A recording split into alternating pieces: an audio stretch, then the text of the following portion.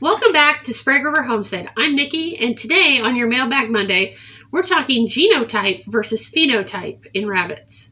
So a while back on a video, I had made the comment that ARBA judges by phenotype, not genotype. Since then, I've had quite a few people that have emailed me looking for a better explanation of that. And this last week, we actually had someone comment on the video and ask, could I expand on that a little bit?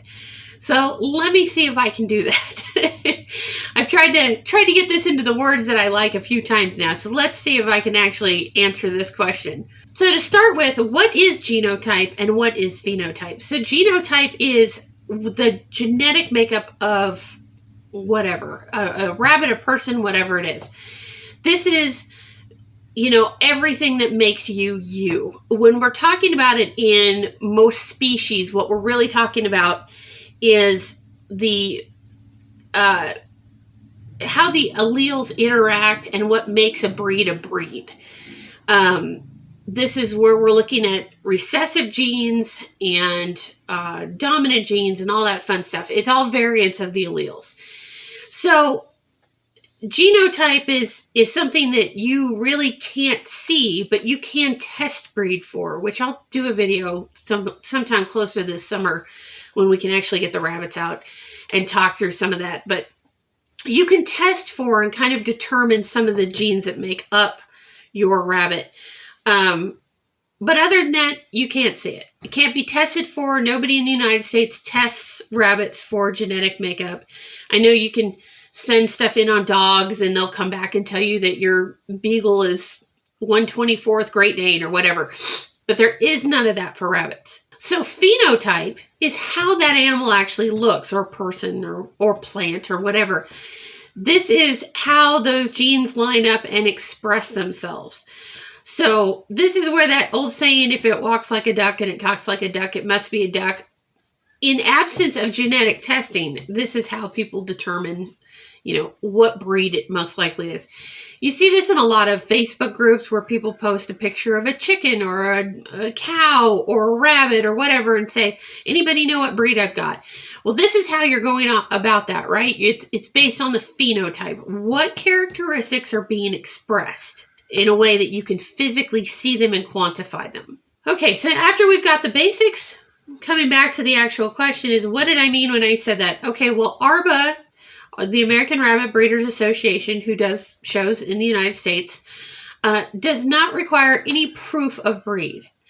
They don't require pedigrees, they don't require registration, and they certainly don't require genetic testing because, as I said a minute ago, there isn't any.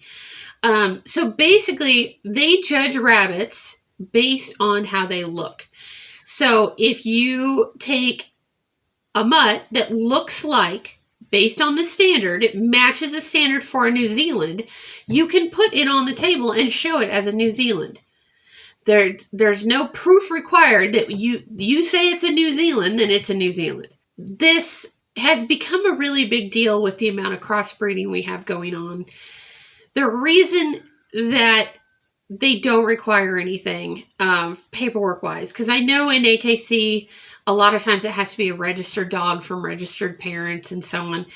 The reason we don't do that in rabbits is, one, the lifespan is pretty short, right? The turnover rate's pretty fast. One, no genetic testing. Two, not everybody registers rabbits. In fact, I would probably wager it's 10% or less. I mean, I don't know the exact number of rabbits that actually get registered. But I know a lot of people who don't register at all. I register almost everything, and that's because I do rare breeds, which I'll talk about in another video another time, the importance of that. But so not everybody registers. Pedigrees are only as good as the person who wrote them. And I'm a big proponent of buying stuff with pedigrees because there's a lot of good information in there. But if you get somebody who's falsifying pedigrees, then it doesn't do you any good. So basically, there is no checks and balance to be able to prove what species, or what breed, not species, but what breed a rabbit actually is. I've seen some really interesting stuff come across show tables, and a lot of times you get breeders who are totally honest about, yeah, that's not really a blank. I have a good friend who used to do Harlequins with me and does satins now and a couple other things. And we were at a show a couple years ago, and he put on the table a black New Zealand that had not an ounce of New Zealand blood in it. It was a Cal crossed with, or Californian crossed with a satin. It was completely black. Both breeds are very, very close to New Zealand's. If you take away some of the features like the satinized fur or the California markings, if you can get them at the same weight scale, they're really not that much different when it comes down to it. And it was a really nice example of a New Zealand, and it wasn't a New Zealand at all, not even a little bit.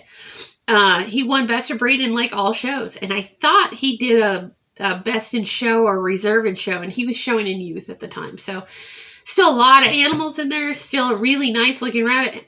It had nothing to do with it. A few years ago, the convention winner of the Americans was not an American in any way, shape, or form. It was a New Zealand with extremely long shoulders. And it had enough of the matching points to match the standard enough that the judge thought it was an excellent animal. Most of us looked at it and knew that it didn't, but based on how the standard was worded, it fit the standard. And again, they judge by phenotype. How does that rabbit look? And how does it match up to the breed standard? And not what the genetic makeup is. Now, as a backup to this, or part 2 of this, like I said, I've had emails in the past about this, and I've always had people ask, how do I feel about that? I think as long as that's the way it's done, we are always going to have problems with crossbreeding. There's no downside to it, I guess, for most people.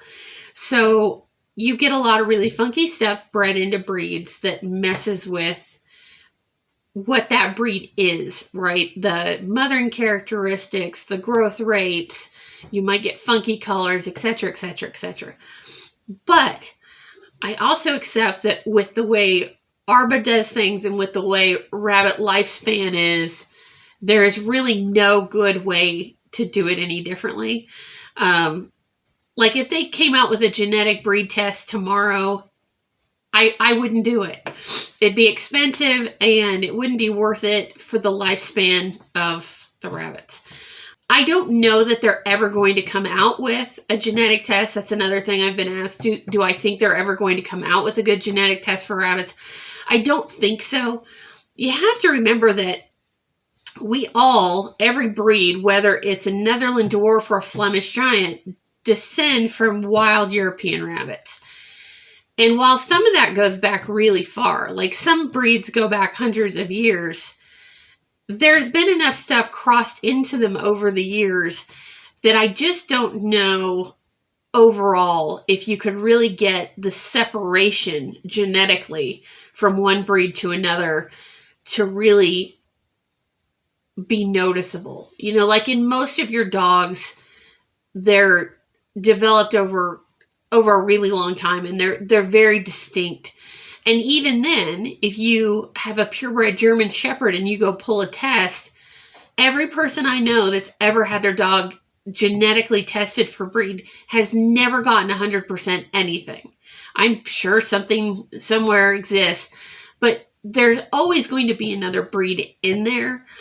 So you have to kind of pull that line of, well, if it's 75% New Zealand, I guess we're going to run with it. Well, if that's the case, then what is the point of having any kind of genetic testing anyway? Remember that also, because people have asked about just doing it based on registration. Like I said, not everybody registers, but past that, registration is really only based on the pedigree that's being turned in by the owner. And again, how much that rabbit by phenotype matches the standard. So to be a registered rabbit, you don't have to be from registered parents. You have to meet the breed standard and show a 3-generation pedigree that says that they are all the same breed. It doesn't mean they are. It just means that's what the paperwork says. I've seen some really sketchy, pedigrees that just you look at the name of some of the breeders on there and you know for a fact that that's a different breed, but it doesn't say on the pedigree, and the registrar just goes ahead and registers it. So I don't think there's a better way to fix it. I don't think there is a fix for it. All I can tell you is that you're breeding for whatever, whether it's a New Zealand, a California, an American, or whatever, breed the best you can to match your standard and go from there.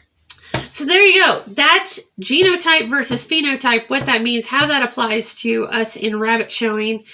If you have questions about that, leave it down in the comments. I did my best to try and bring it down to a level that it's easy to understand. But if you have other questions, leave them down in the comments. You can also send me an email at srhomestead@yahoo.com. I'm happy to try and answer that for you. And that is it for today from Sprague River Homestead. Happy homesteading!